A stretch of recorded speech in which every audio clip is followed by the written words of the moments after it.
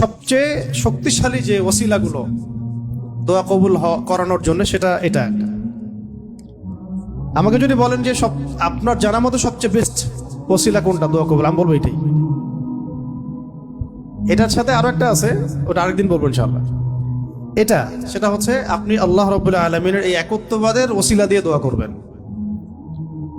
আল্লাহ পাকের এই তাওহীদের ওসিলা দিয়ে, একত্ববাদের ওসিলা দিয়ে দোয়া করবেন। এইভাবে বলা, পরে শুনে আপনারা মুখস্থ করে নিয়েন।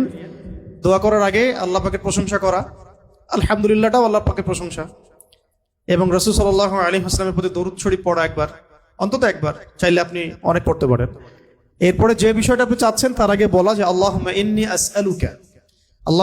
আসআলুকা বিআন্নী, আগে বলে নেই, আল্লাহুম্মা ইন্নী আসআলুকা বিআন্নী আশহাদু আন্নাকা আনতাল্লাহ লা ইলাহা ইল্লা আনতা আল আহাদ as-সামাদ আল্লাযী লাম ইয়ালিদ ওয়া লাম ইউলাদ ওয়া লাম ইয়াকুল লাহু কুফুয়ান আহাদ। সূরা ইখলাস যে জানে সে এটা সহজেই বলতে পারবে। আল্লাহুম্মা ইন্নী আসআলুকা বিআন্নী আশহাদু আন্নাকা আনতাল্লাহ লা ইলাহা ইল্লা আনতাল আহাদ as-সামাদ আল্লাযী লাম ইয়ালিদ ওয়া লাম ইউলাদ ওয়া লাম ইয়াকুল লাহু কুফুয়ান আহাদ।